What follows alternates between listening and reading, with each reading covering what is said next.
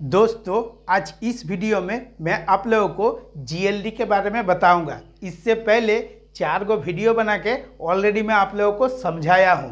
और आज जो मैं जीएलडी का बात कर रहा हूं, देखिएगा, जब आप पैचिंग या लाइनिंग करते हैं तो कभी कभी आपका मसाला सेंटेड हो जाता है। कौन सा मसाला? रेबिंग मास।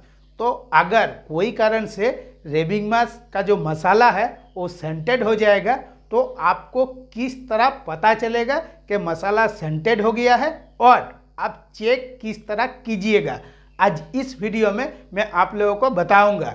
नमस्कार दोस्तों, प्रैक्टिकल एक्सपीरियंस टेक्नीशियन तपन यूट्यूब चैनल में आप लोगों का स्वागत है। आज कुछ नया सीखते हैं।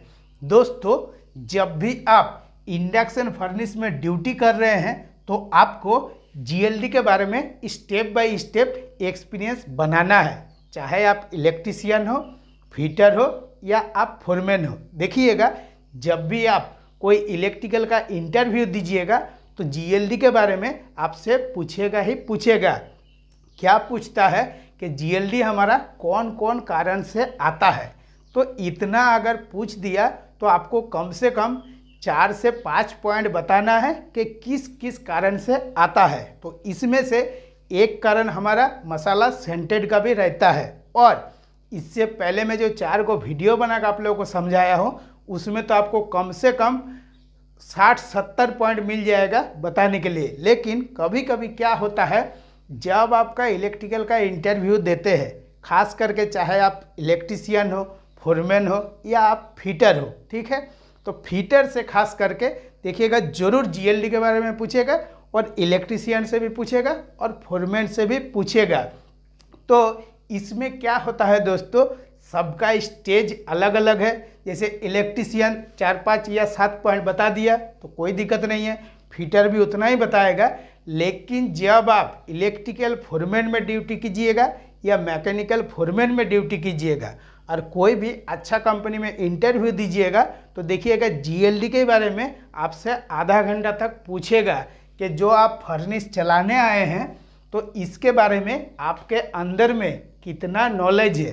क्योंकि जो जीएलडी का मैटर रहता है, जीएलडी इंडक्शन फर्नेस के लिए बहुत ही इम्पोर्टेंट होता है। और जीएलडी के बारे में स्टेप बाय स्टेप बहुत अच्छा नॉलेज बनाइएगा, तब आप कोई भी इलेक्ट्रिकल का इंटरव्यू दीजिएगा तो आपको कभी भी जवाब देने में दिक्कत नहीं होगा। जैसे दोस्तों 1 नंबर पॉइंट में मैं बताऊंगा, देखिएगा कि जीएलडी हमारा किस कारण से आता है।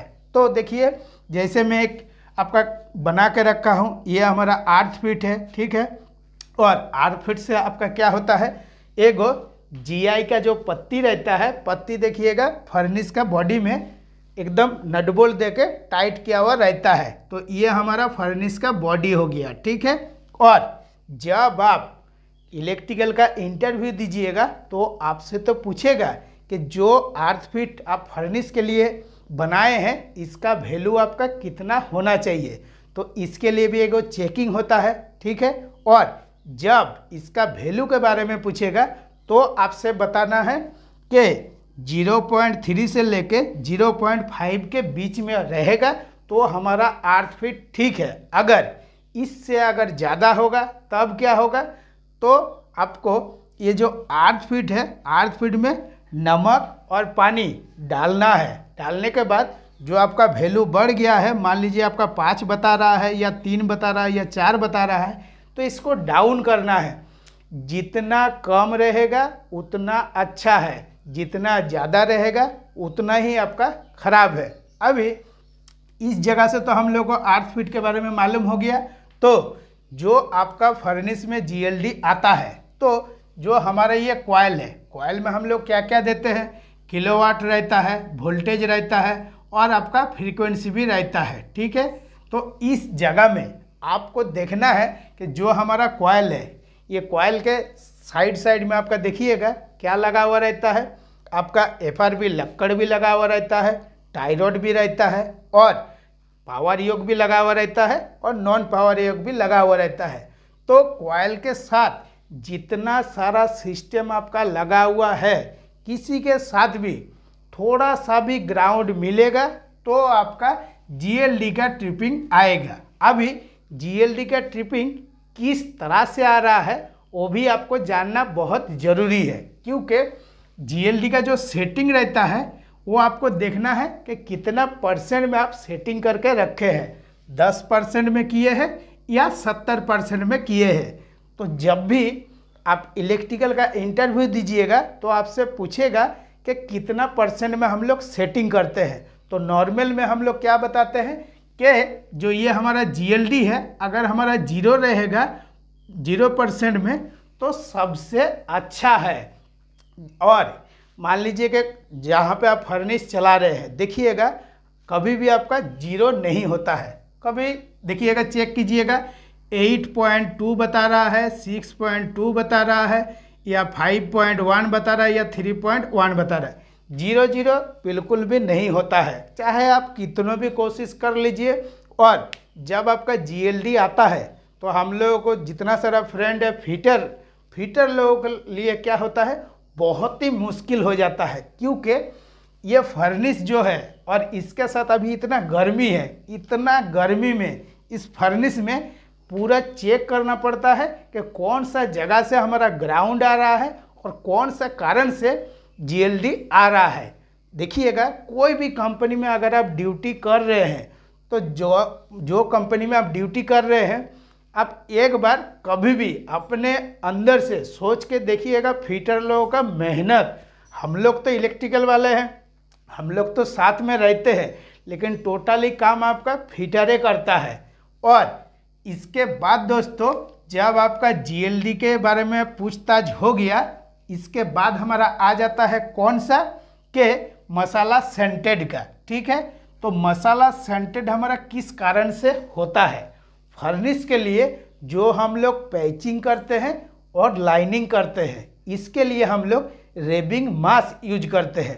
तो रेबिंग मास में क्या होता है, थोड़ा सा मॉइस्चर का मात्रा रहता है, मतलब एकदम बूंद बूंद टाइप का, देखिएगा लिक्विड टाइप का जो पानी रहता है उसी टाइप का थोड़ा सा मात्रा रह जाता है। ठीक है, अब क्या होता है, मान लीजिए कि रेबिंग मास को हम लोग किस तरह से पैचिंग या लाइनिंग करते हैं, पहले थोड़ा सा गर्म कर लेते हैं। गर्म करने का मतलब है कि रेबिंग मास में थोड़ा बहुत जो मॉइस्चर का मात्रा था वो आपका निकल जाए। लेकिन गर्म करने के बाद, निकालने के बाद भी कभी कभी क्या होता है, ये हमेशा नहीं होता है, कभी कभी आपका मसाला सेंटेड हो जाता है। तो आपको किस तरह पता चलेगा कि हमारा मसाला सेंटेड हो गया है? तो इसके लिए दोस्तों बहुत ही आसान तरीका रहता है। पहले जब आपका जीएलडी में ट्रिपिंग आया, चाहे 10% में करके रखे या 20% में करके रखे हैं, उससे आपको कुछ भी दिक्कत नहीं है, क्योंकि जब भी आपका जीएलडी का ट्रिपिंग आया, आप पूरा फुल पावर लगा के चेक होता है कि हमारा कितना किलोवाट में जीएलडी का ट्रिपिंग आ रहा है। तो आपका पैनल है 4000 किलोवाट का। ठीक है, तो 4000 किलोवाट में जा रहा है, उसके बाद आपका ट्रिप हो जा रहा है। और इसके साथ जो आपका जीएलडी का सेटिंग है, जैसे पहले 10% में था, अभी आप 30% में कर दिए हैं, फिर भी देखिएगा 4000 किलोवाट में जा रहा है, फिर ट्रिप हो जा रहा है। उसके बाद आप और थोड़ा सा बढ़ा के चेक किए, फिर भी आपका ट्रिपिंग हो रहा है। इसके बाद आपको एक चीज़ बहुत गौर से देखना है कि जो आप पावर लगा रहे हैं, तो जिस टाइम हम लोग पावर लगा रहे हैं उस टाइम कितना किलोवाट में जाके आपका ट्रिप हो रहा है, मतलब जीएलडी का ट्रिपिंग आ रहा है।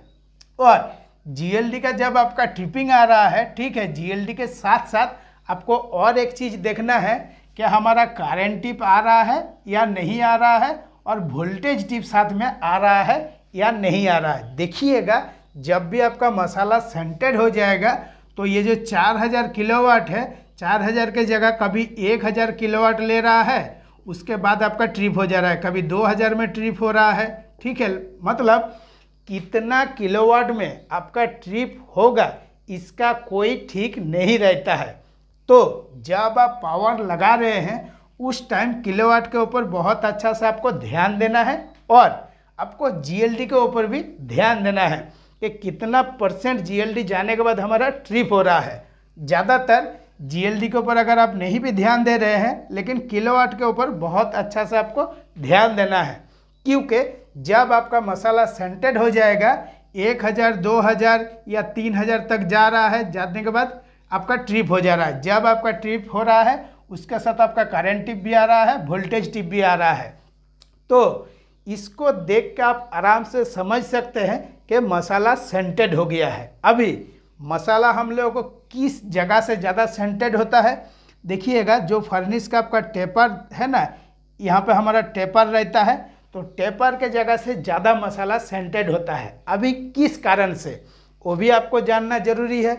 जब आप रेबिंग मास या मान लीजिएगा पैचिंग या लाइनिंग कर रहे हैं, ठीक है, तो रेबिंग मास में थोड़ा सा हल्का मॉइस्चर का मात्रा रह गया, अभी क्या होगा, उसी में आपका पैचिंग हो जाएगा, ठीक है।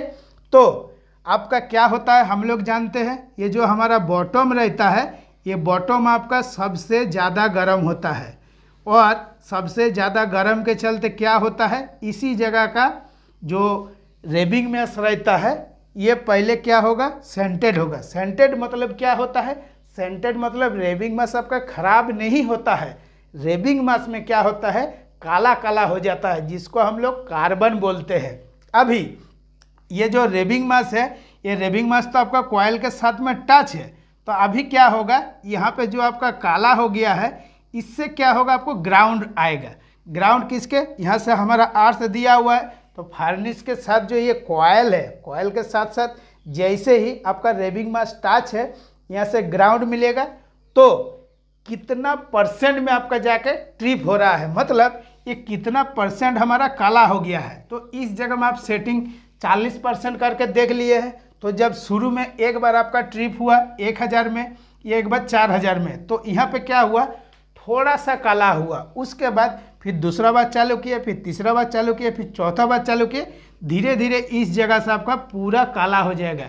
जब आपका पूरा काला हो जाएगा तब हमारा क्या होता है, पहले आपका 3000 किलोवाट में चल रहा था, फिर 2000 में चलेगा, फिर 1000 में चलेगा, धीरे धीरे देखिएगा किलोवाट आपका कमते हुए आ रहा है, कभी भी ज़्यादा नहीं होगा। तो उस पीरियड में हम लोग क्या करते हैं कि जो टेपर के पास आपका रेबिंग मास काला हो गया है या मसाला सेंटेड हो गया है, उस टाइम उस पीरियड में आपको क्या करना है कि अगर आपका 3000 किलोवाट में चल रहा है, तो 3000 किलोवाट में ही फर्नेस में पावर देके जो मेटल रहता है इसमें आपको टेम्परेचर लेना है, क्योंकि 3000 से ज़्यादा तो आप चला ही नहीं सकते। जैसे ही 3000 से ज़्यादा होगा किलोवाट, आपका करंट टिप और वोल्टेज टिप और जीएलडी का ट्रिप तीनों एक साथ आ जाएगा। चाहे आप लाख बार भी कोशिश कीजिएगा नहीं चलेगा। आप कितनों भी बार कोशिश करके देख लीजिएगा, मैं जिस टाइप से बता रहा हूँ एकदम सेम टू सेम आपको मिल जाएगा। और ज़्यादातर ये जो मसाला सेंटेड वाला फॉल्ट रहता है, देखिएगा बरसात का टाइम बहुत ज़्यादा आता है, और ये जो गर्मी है, गर्मी के वजह से भी कभी कभी आता है। किस टाइम आता है, जैसे अभी पूरा गर्मी है, ठीक है, गर्मी के चलते आपका बारिश हो गया, और रेबिंग मास जो रहता है हम लोगों को खुला रहता है, देखिएगा जहाँ पे बोरा में आपका पैक किया हुआ रहता है, एक बक्सा में ला के खोल के रख देता है। तो बारिश हुआ, बारिश की वजह से थोड़ा सा मसाला भीगा, पूरा मसाला तो भीगेगा नहीं। अभी जो भीगा उसी में क्या होगा, मिला जुला का आपका पैचिंग कर देगा, और जैसे ही पैचिंग या लाइनिंग करेगा तो जो भीगा हुआ रेबिंग मास जिस जगह में पड़ेगा, तो अगर मान लीजिए आपका साइड में पड़ा तो देखिएगा मसाला सेंटेड नहीं होता है और बहुत ही कम होता है। वो अगर मसाला आपका बॉटम के आसपास में आ गया, और बॉटम हम लोगों को सबसे ज़्यादा गर्म रहता है, तो ये क्या होगा, तुरंत इसके थ्रू आपका ग्राउंड होने स्टार्ट हो जाएगा। तो दोस्तों इसी तरह से आपको समझना है कि मसाला सेंटेड कब हो रहा है और किस टाइम आपको पता किस तरह चलेगा कि हमारा मसाला सेंटेड हुआ था। अभी ये जो आपका रनिंग फर्नेस है, तो रनिंग फर्नेस में तो आपको पता नहीं चलेगा, क्योंकि इसको तो आप देख नहीं सकते हैं। जैसे मैं एक कंपनी में ड्यूटी करता था, तो मेरे साथ एक इंजीनियर था, तो हमसे पूछा कि फर्नेस में क्या हुआ है, तो मैं बताया कि मसाला सेंटेड हो गया है। तो क्या बताए, अजीब अजीब इंजीनियर के साथ भी भेंट हो जाता है, बोलता है कि इस जगह में हमको ड्रिल मार के दिखाओ कि मसाला कौन सा जगह में सेंटेड हुआ है, हमको देखना है। हम तो माथा में हाथ रख दिए, हम बोले चलो इससे क्या बात करना है। तो कभी कभी इस टाइप का भी आदमी मिल जाता है। ऐसा देखिए, मैं किसी को गलत नहीं बोल रहा हूँ, जो आपका नया नया आता है ना, तो अजीब अजीब टाइप का आपका क्वेश्चन करता है, लेकिन तो इसको तो हम दिखा नहीं सकते। तो आप किस तरह से कन्फर्म कीजिएगा, जब आपका फर्नेस चेंज कर लिए, जैसे हमारा 2 फर्नेस रहता है, फर्नेस 1 नंबर, फर्नेस 2 नंबर, ठीक है। तो 1 नंबर आपका चल रहा था और 2 नंबर में आप चेंज कर दिए, ठीक है। तो ये फर्नेस हमारा अभी रुक गया, अभी इसको चलाना भी नहीं है, काहे कि जो हीट आपका फंसा हुआ था, अब 3000 किलोवाट का पावर लगा के किसी तरह हीट को टैप कर लिए, ठीक है। जब इसको तोड़ेगा, मतलब चाहे पैचिंग किया हुआ रहे या आपका लाइनिंग किया हुआ रहे, जब इसको तोड़ेगा उसके बाद ज़्यादातर ये जो साइड में आपका मसाला रहता है, इसके ऊपर ज़्यादातर आपको ध्यान बिल्कुल भी नहीं देना है। आपको ये जो बॉटम वाला मसाला है, ये बॉटम वाला मसाले के ऊपर देखिएगा ध्यान देना है। जब आप बॉटम वाला मसाले के ऊपर ध्यान दीजिएगा तभी आपको पता चलेगा कि मसाला हमारा सेंटेड हुआ है या नहीं हुआ है। देखिएगा जिस जगह से आपका सेंटेड होगा तो पर्टिकुलर, अगर इस जगह से हुआ तो इस जगह आपका पर्टिकुलर काला हो जाएगा, और काला होने के बाद जब आप इस मसाला को तोड़ के लाइएगा, लाने के बाद एक टेस्ट करना पड़ता है कि ये मसाला हमारा सेंटेड हुआ था या नहीं हुआ था, किस कारण से हुआ था।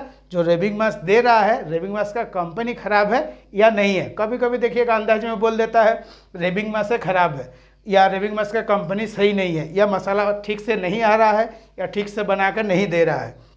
तो ये टूटा हुआ मसाला आपको लेना है। लेने के बाद एगो देखिएगा मैग्नेट रहता है, देखिएगा हाथ से ऐसे पकड़ते हैं, ज़्यादातर लैब में ही आपको देखने के लिए मिलेगा हेड मैग्नेट। तो ये मसाला का आपको तोड़ना है। तोड़ने के बाद आपको देखना है कि हमारा इस रेबिंग मास में मैग्नेट पकड़ रहा है या नहीं पकड़ रहा है। जैसे ही आप रेबिंग मास के ऊपर मैग्नेट से चेक कीजिएगा, तुरंत देखिएगा जो आपका काला काला हो गया है, सारा मसाला आपका मैग्नेट के साथ पकड़ लेगा। जिस तरह से हम लोग ईओटी ओवरहेड क्रेन में मैग्नेट रहता है, वही same to same hand magnet से भी आप चेक कर सकते हैं। चेक करके कन्फर्म कर सकते हैं कि ये मसाला हमारा सेंटेड हो गया था। और बहुत आसान तरीका है, जैसे हम लोग देख लेते हैं कि काला है, काला देख के ही समझ जाते हैं कि इसी जगह से आपका मसाला सेंटेड हुआ है। और ज़्यादातर देखिएगा ये बॉटम में ही आपको देखने के लिए मिलेगा, दूसरा जगह से जल्दी देखने के लिए नहीं मिलता है। तो दोस्तों आज के वीडियो के लिए इतना ही। अगर वीडियो में कुछ भी डाउट है या कुछ समझ में नहीं आया है तो मेरा व्हाट्सएप ग्रुप भी है, ठीक है। आप लोग तो जानते हैं, मेरे साथ व्हाट्सएप में बात भी कीजिएगा, और कुछ समझ में नहीं आया है तो मेरे को बताइएगा, मैं जितना हो सके आप लोगों का हेल्प करूँगा। आज के वीडियो के लिए इतना ही। अगर वीडियो अच्छा है तो लाइक शेयर कमेंट जरूर कीजिएगा और चैनल को सब्सक्राइब कीजिएगा। नमस्कार, जय हिंद।